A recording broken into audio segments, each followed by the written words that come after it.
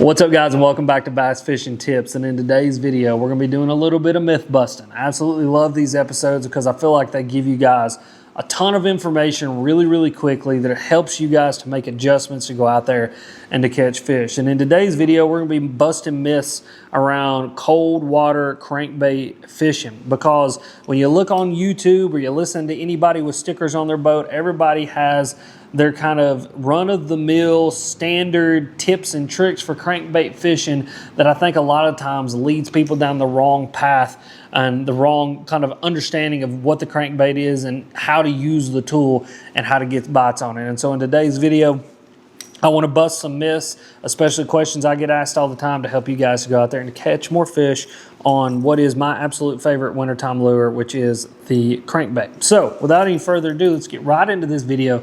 Start with myth number one, and that is the crankbait always has to be deflecting off a piece of cover, or it always has to be grinding the bottom of whatever body of water that you're fishing. That is not true at all. Now, there are times when that is true. There are times when you do want to be deflecting off cover because the best way to get a bass to bite, or that's where those bass are at, and that deflecting action is what gets bit. But when we move into wintertime fishing, especially cold weather fishing, a lot of the times you're going to be dealing with suspended bass. Now, a suspended bass is a relative term depending on the body of water that you're fishing, but a lot of the times bass aren't going to sit really tight to cover. They'll kind of suspend 4 or 5 feet off of it, and that's just kind of where they hang out in the winter. And when something gets close enough, they attack it, they try to kill it, and their little bass life goes on. And that is no different when it comes to fishing the crankbait. One of my favorite ways to fish a crankbait is on really vertical cover in the winter. And what I mean by vertical cover is stuff like bluff walls specifically. Now, on a lot of these bluff walls, my crankbait might touch the bottom for the first 1/8 of the retrieve. And then the rest of the time, I'm simply tracing about 2 to 3 foot off of that bluff wall. I'm tracing the front edge of that bluff wall. This crankbait is not touching anything. It is simply just coming down the front of that bluff wall, and all the action that's being imparted upon it is what is imparted upon it by the natural action of the crankbait when you reel it. And so it's one of those things that I think so many people get wrapped up in. If this crankbait isn't touching the bottom, then I'm not getting bites, which leads to a lack of confidence, and it leads to people putting the crankbait down. But I can tell you with a lot of certainty that you don't always have to be touching the bottom. And if you don't believe me, go over to Alex Red Fishing. I literally have hundreds and hundreds of fish catches with this little crankbait right here. This is the Berkeley Money Badger. Just tracing the front edge of those bluff walls and getting those bass to react that are suspended off those bluff walls and suspended in that 10 to 12 foot range. And when this bait hits the pinnacle of its diving depth and it starts to turn back up, those bass will lash out, they will get it, and you're going to put a bunch of fish into the boat. And so just know you don't always have to be grinding the bottom with your crankbait. There are times that it's important, but then there are times that you don't have to be, and you can still get bites, get a lot of bites, and put really big fish into the boat bank or the kayak. Now, another kind of anecdote or story to go with this, to talk about shallower diving crankbaits, specifically square bills, of which I have a bag of. I don't know why I have a bag of them, but I have a bag of them. There was a bite that I got on a few years ago, late fall, early winter, like we're in right now, and there was a bunch of bass that were kind of starting to move off. You know, they were in that shallow water. They had moved off to that first drop off near the river channel, and those fish had gone from being in 2 to 3 foot of water to being in about 7 to 8 foot of water right off the front side of that lip. And what was really cool is we would take a square bill and we would cast up onto the bank. We would grind that thing on the bank all the way to that lip, and as soon as that bait broke off the front edge of that lip, you had about 2 or 3 handle cranks, and that's where you would get a bite. And so even then, we're not getting a bite where the bait is actually deflecting off the cover. We're getting the bite where the bait actually breaks away from that cover, and it's just out in open water, still working, still in that like 3 to foot diving range where the square bill kind of dives to and where it's optimal. And those bass wanted to come up to that bait, and they wanted to come up under it and eat it. And we would have only figured that out if we would have had the confidence, which we have a lot of confidence in, to fish that crankbait in open water and to know that it doesn't always have to be hitting the bottom to be able to put fish into the boat, the bank, or the kayak, like I said before. And so myth number one is that the crankbait always has to be touching the bottom, and that isn't always true. Now, myth number two has everything to do with choosing the right color. I think a lot of people get really, really caught up in this. And so the question is always asked, you know, if I'm in clear water, don't I need to throw more natural colors? And if I'm in dirty water, I need to throw brighter colors. That's not always true either. The most success that I've ever had on a crankbait is throwing this color right here. This is called Blaze. This is the Berkeley Money Badger in Blaze. And if you guys, again, watch Alex Red Fishing, you know that this is a bait that I'm kind of almost famous for because of how many fish that I've caught on it. And this is a bait that I have total confidence of throwing in 10, 15, and 20-foot visibility water, and I do it all throughout the winter, and I consistently catch fish. Now, the reason that I think that it works as well as it does is, number one, you want to contrast really well in the winter. And the reason that you want to contrast really well in the winter is because I believe a bass's eye doesn't function as well in cold water as it does in warmer water. Now, I'm not sure of that for totally certain, but there's a little bit of science that backs it up in the saltwater world. There are saltwater fish that have muscles that pump warm blood in behind and around their eyes to keep their eyes warm so that when they're in cold, deep water, they can still see really, really well. Freshwater fish don't have that, especially bass don't have that. And so it would lead you to think that as the water gets colder, that it reaches a certain point that a bass's eye doesn't function as well. And so anything that contrasts the environment around it, contrasts the water around it, contrasts the bottom, contrasts the skyline, contrasts everything, very bright colors like this are going to be something that a bass can see really, really well, and they're going to be able to react to it and going to be able to put fish into the boat. And so that's one reason that I throw this color. Number two, and oftentimes I don't hang my hat on this as much, is that it does actually do a good job of mimicking some forage that bass eat. Specifically for me in the bodies of water that I fish, perch and certain crawdads. If you ever look at a perch, especially in cold water when they're spawning, because they do spawn in cold water, they'll get very, very bright patches of orange near their kind of gill plates and onto like their breast.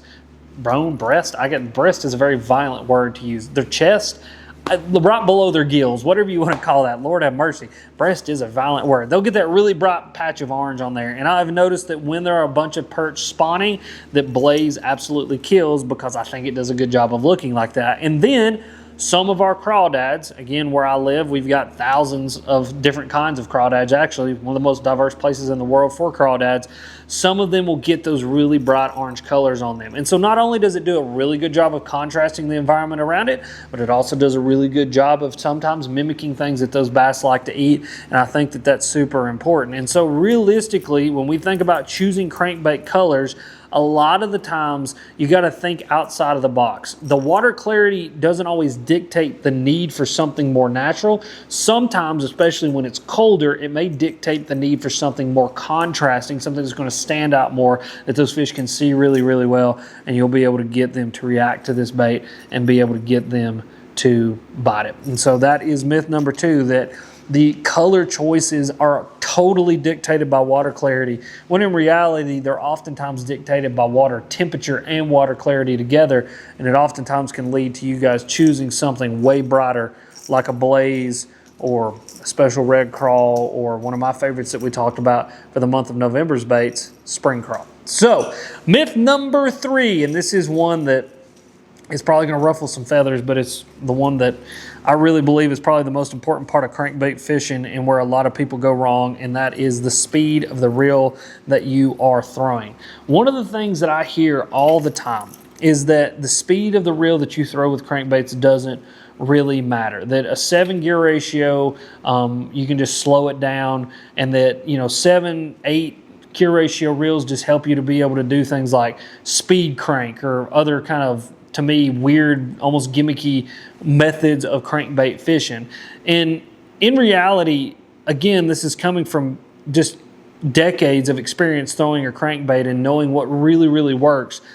I lean on, and I truly believe that the 6-8 gear ratio reel, or something in that 6-gear ratio of casting reel, is the absolute best reel for crankbait fishing. The number one reason I say that is because if I do need to speed this crankbait up, All I got to do is speed my reel up. If I need to slow this crankbait down, I do have the ability to slow down to the point of an absolute creep. But then when I'm just consistently reeling this bait in, it imparts all the action that it needs to have without overworking the bait, while also allowing it to hit its maximum diving depth and do everything that the crankbait needs to do. For me, a 6/8 gear ratio reel is pivotal in that, and it's really truly, when I think about like the magic sauce of crankbait fishing, for me it all starts in the reel. There's another guy who agrees with me on this statement. That's Kevin Van Dam. I heard him talking about it one time. He said he uses a 6 gear ratio reel because it's what works. It's what's always worked with every style of crankbait that he's ever fished. That 6 gear ratio reel is an absolute necessity for catching fish on a crankbait, and I don't disagree at all. It's an absolute necessity. Another reason I use a 6/8 gear ratio reel is it allows me to have total control of this bait. And I think that that's something that's really important. And this is more kind of a preference thing for me, a personal preference, but I think it's really important when you start to learn a new bait is figure out what the gear is that works for you, or what gear is needed for that bait, because it's going to allow you to know exactly what that bait is doing. And so what I mean by that is when I cast a crankbait out there, especially a money badger, I can tell you exactly what that bait is doing at any given moment.